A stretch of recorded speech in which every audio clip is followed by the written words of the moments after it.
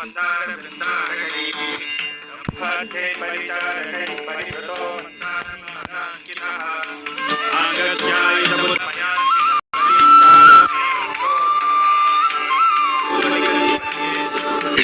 आपका आभार प्रकट करने के लिए सब तरफ एकत्रित हुए हैं। होना भी चाहिए। इनकी खुशहाली मेरे हाथों में है। इन्हें ज्ञात होना चाहिए कि मैं बारिश का स्रोत हूँ जो इनके खेतों और भंडारों को अन्न से भरती है। संवर्तक, जो लोग मेरे लिए यज्ञ कर रहे हैं उन्हें वर्षा प्रदान करो।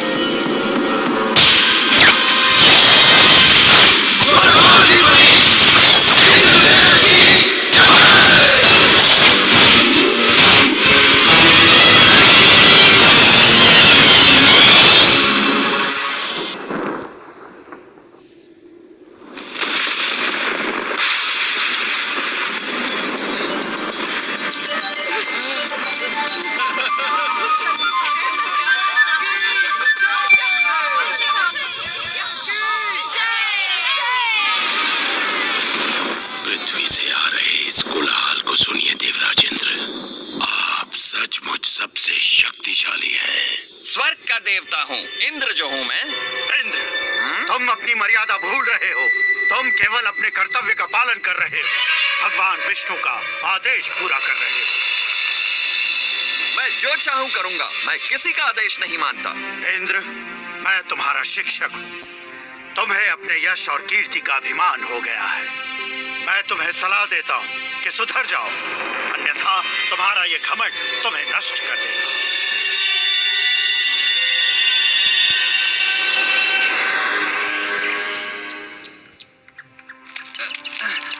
संभाल के ले चलना।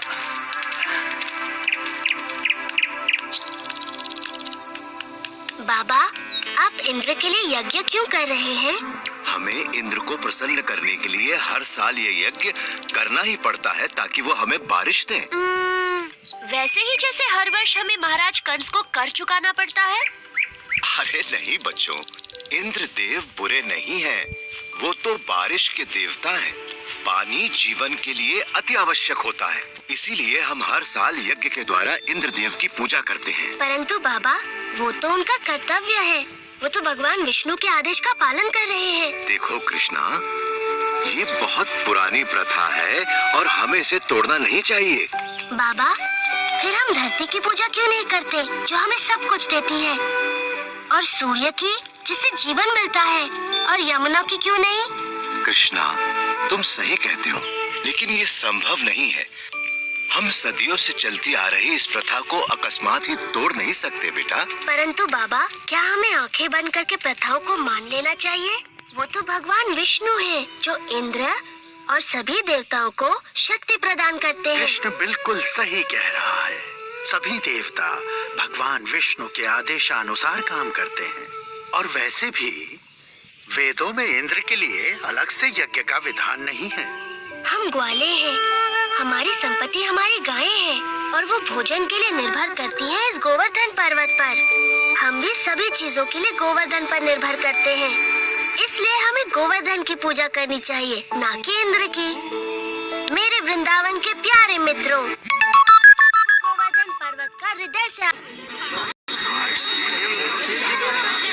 आप स्वयं ही देख लीजिए गोवर्धन पर्वत के इन चमत्कारों को, जो वृंदावन का जीवन है।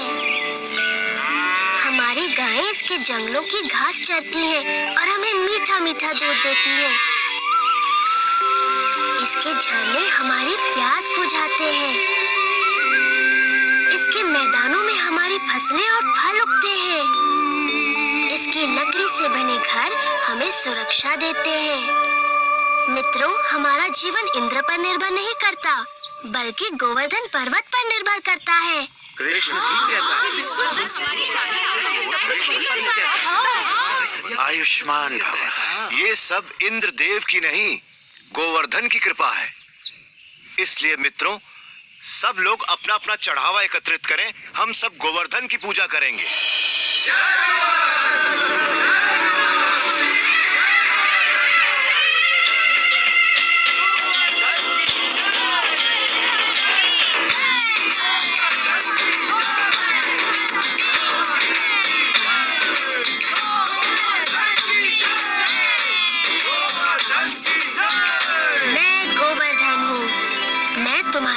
घटना से बहुत प्रसन्न हूँ। अगर तुम सभी अपने पशुओं के साथ मेरी परिक्रमा करोगे तो मैं बहुत प्रसन्न होऊंगा।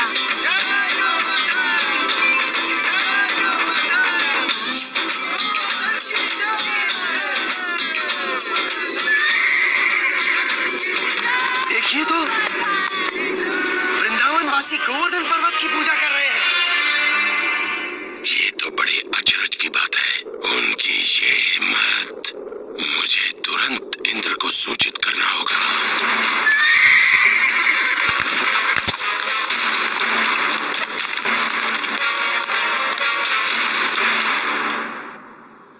आओ आओ संवर्तक, मेरे साथ मेरे भक्तों द्वारा चढ़ाए गए चढ़ावे का आनंद लो।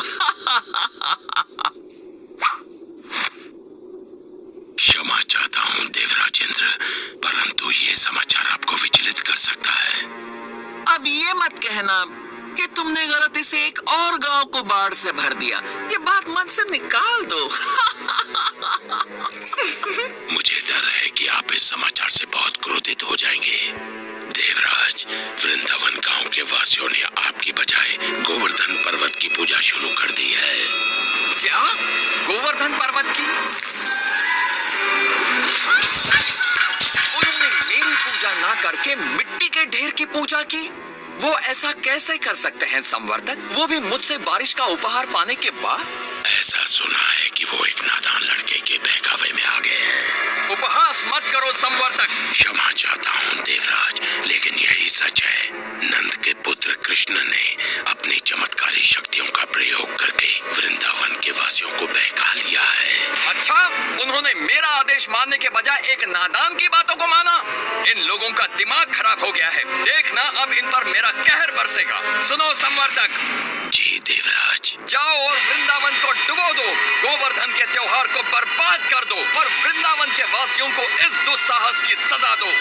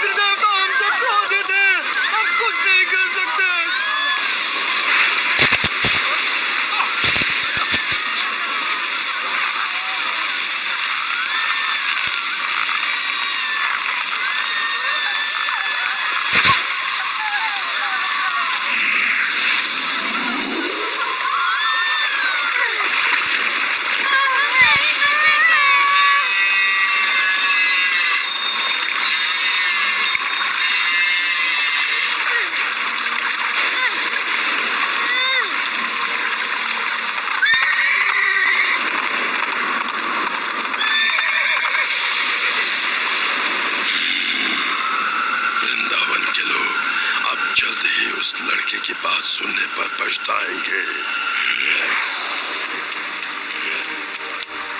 इंद्रदेव हम सभी का विनाश करने पर तुले हैं।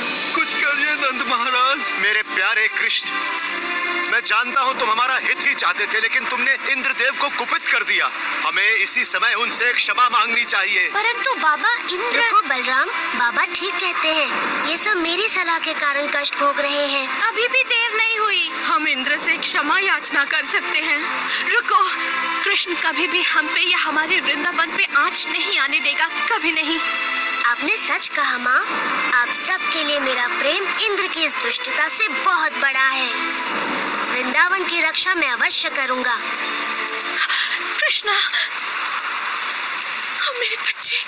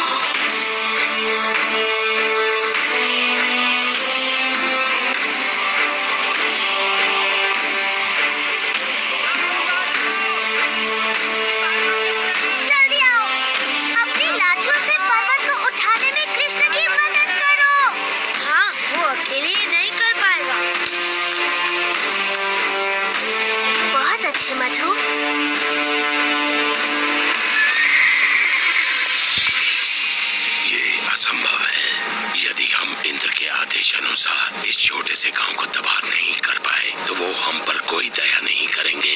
आगे बढ़ो मेरे योद्धाओं, ये तूफान तब तक थमना नहीं चाहिए जब तक वृंदावन पूरी तरह पानी में डूब न जाए।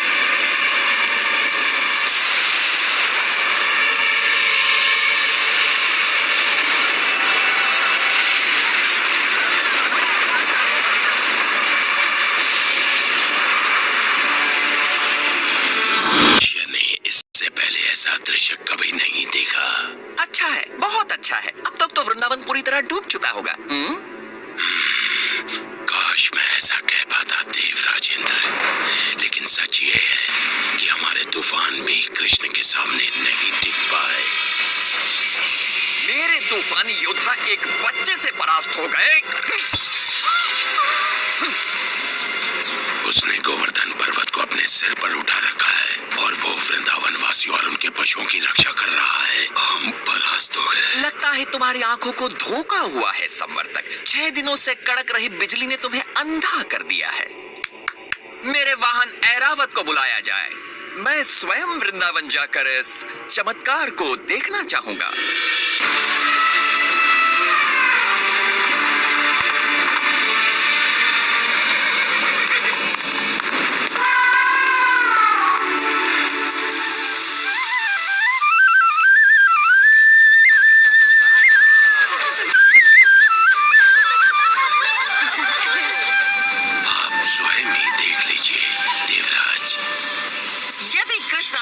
भगवान समझता है तो अब वो ये जान जाएगा कि कौन शक्तिशाली है, वो या फिर इंद्र।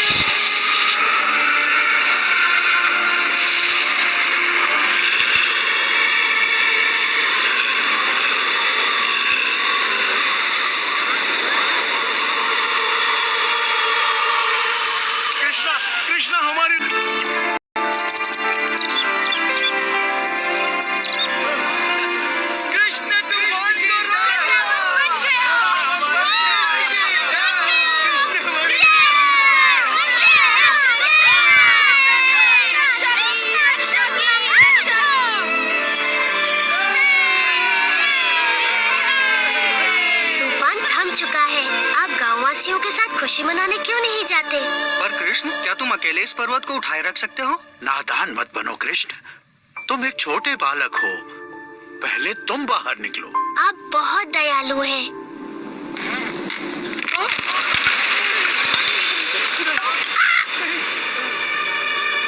आप सचमुच चाहते हैं मैं पहले चला जाऊं?